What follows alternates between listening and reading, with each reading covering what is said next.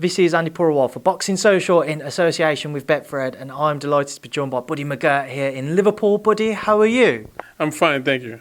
That's good to hear. Now, obviously, you're here in Liverpool, as we say, your first full training camp with Callum Smith. Firstly, how have you found the city so far whilst you've been here?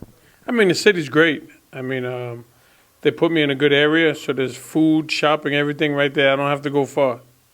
It's good to hear. Obviously, as you mentioned, your first full training camp with Callum. How are you finding it? You know, start off with, you know, how first and foremost it came about, yourself and Callum working together.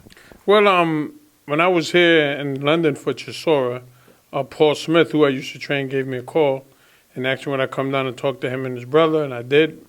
We worked out a couple of days, and here we are. How did you find those couple of days just working with Callum initially? Oh, great. I mean, you know, all the talent is there, of course. It's always been there. You know, I just think that just minor adjustments, nothing major, and, you know, then keep it moving.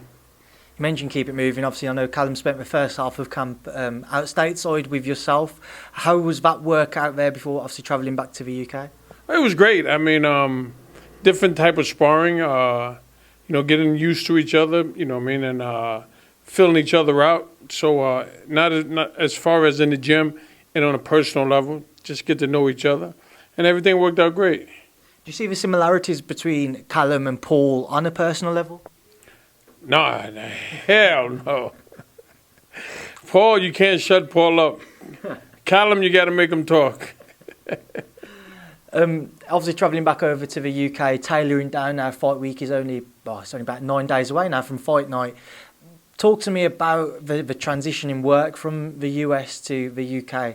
What have you guys been working on over here that was different to what you did out in the States? I think in the States we were getting used to each other.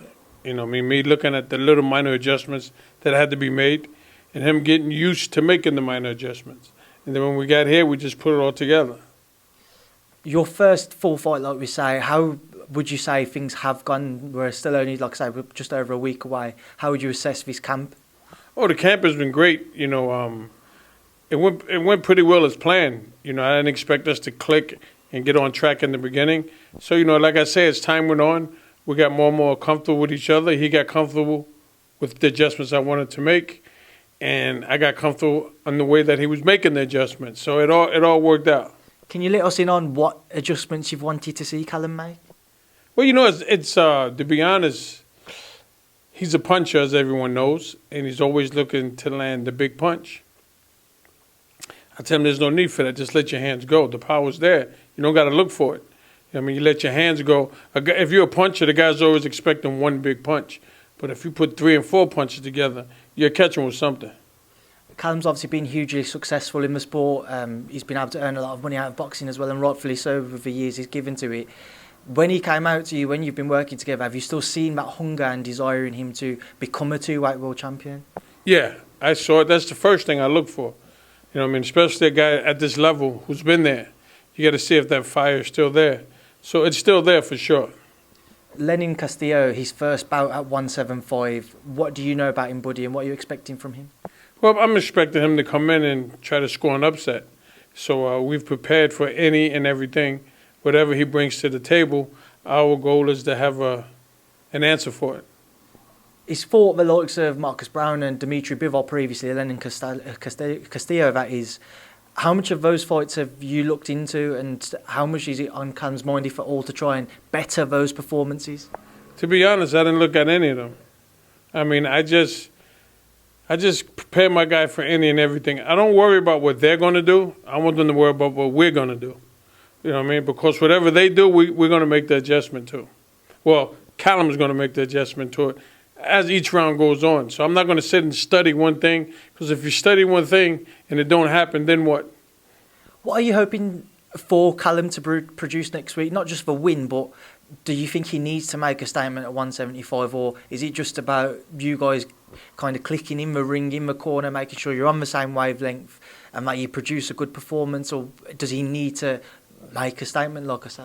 I don't think he needs to make a statement. I just think he needs to go in there and just do what he has to do and get a win. You know what I mean? If you go out and try to make a statement, that's when you start making mistakes.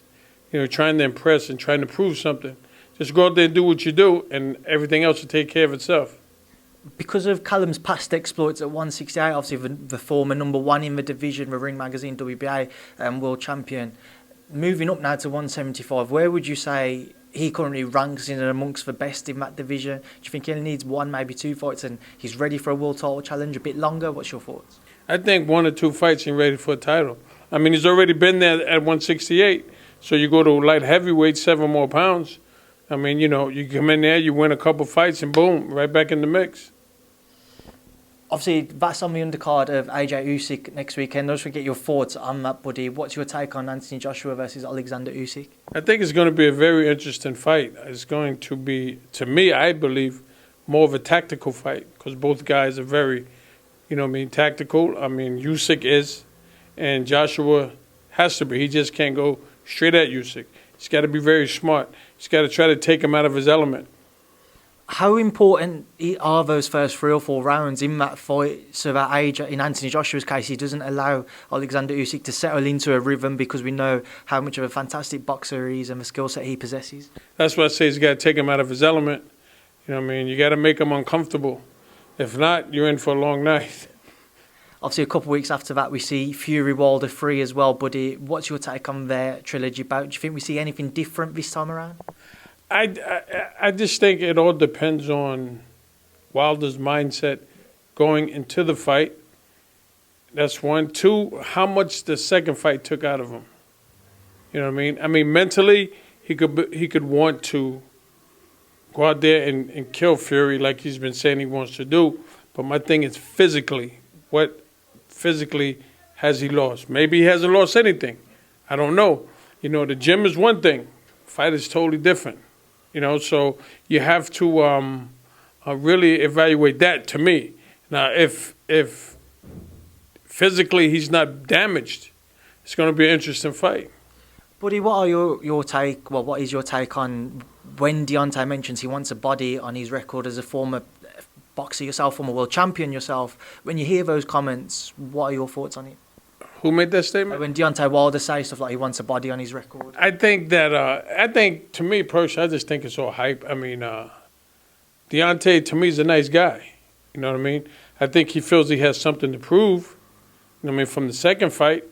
But I don't think that he really means he's got to catch a body, you know. That's just something that I just can't see him saying, you know what I mean, after spending a little time. I didn't spend a whole lot of time with him. I spent a little bit of time with him. He seems to be a nice guy. I just think that he has something he has to prove, and his mind is in another zone. Now, of course, last time you was over here in the UK, people will remember you working with Derek Chisora for that Joseph Parker fight.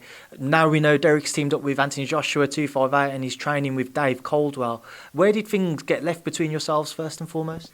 Really, I speak to Derek all the time. I mean, I really love the guy, you know. He's a great guy. I have nothing bad to say about him. He's a sweetheart, you know. And when I go to London, I'm going to look for him because he better be there when I get there. I mean, listen, he said to me, you know, look, I know you're busy in the States.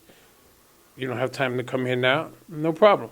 But you know, like I say, I'll be there to help Derek anytime because he's a great guy, man. He's a real super person, man. I really like him.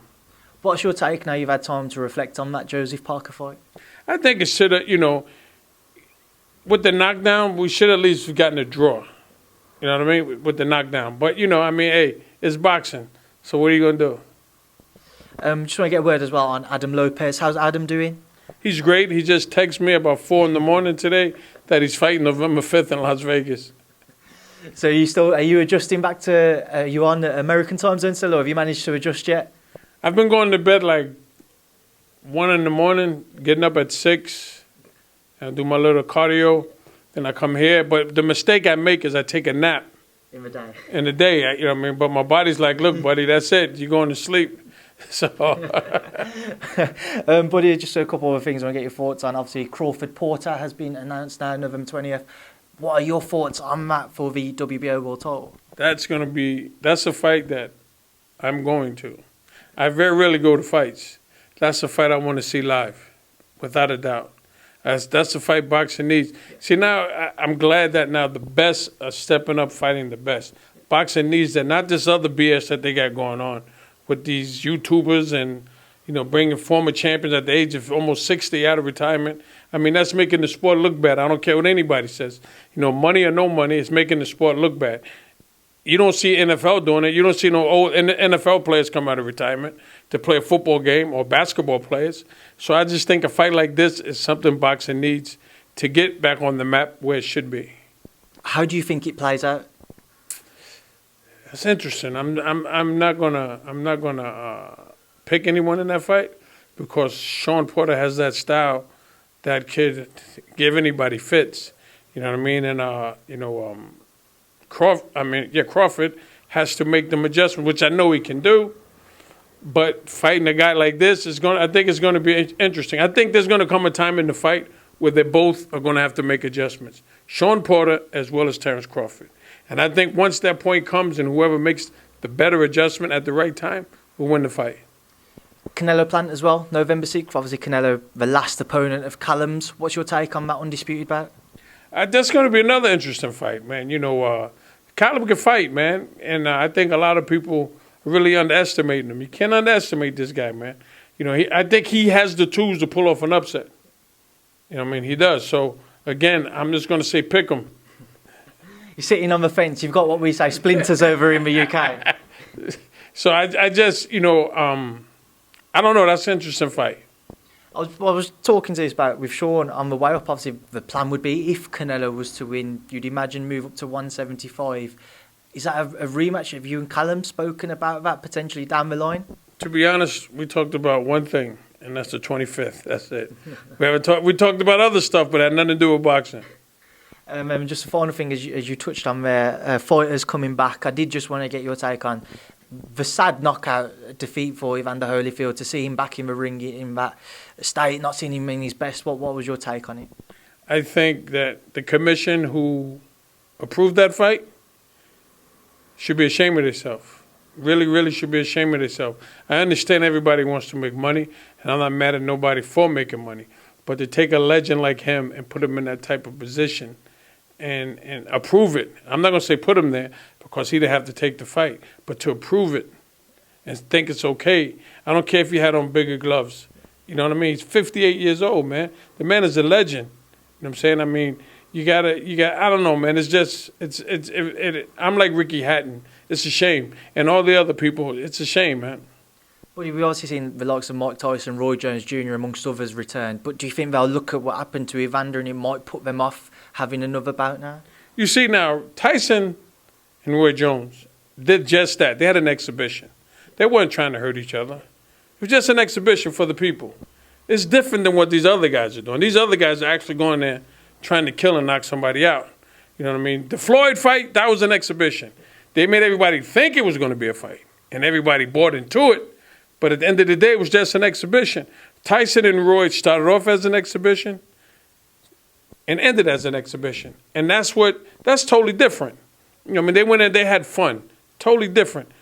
Guys like Evander going in there, the guy was trying to knock him out, as you can see, was trying to hurt him. That's not good. But he certainly isn't, and we will leave that there now because I'm sure you're a busy man and you've got to go look after your fight ahead of next week. So I appreciate your time today. Best of luck, and I will catch up with you next week as well. Thank you for speaking to Boxing Social. Thank you very much. And Rachel Charles, I'll see you when I get back to the States. Shout out, Rachel. Thank you, buddy. Thank you.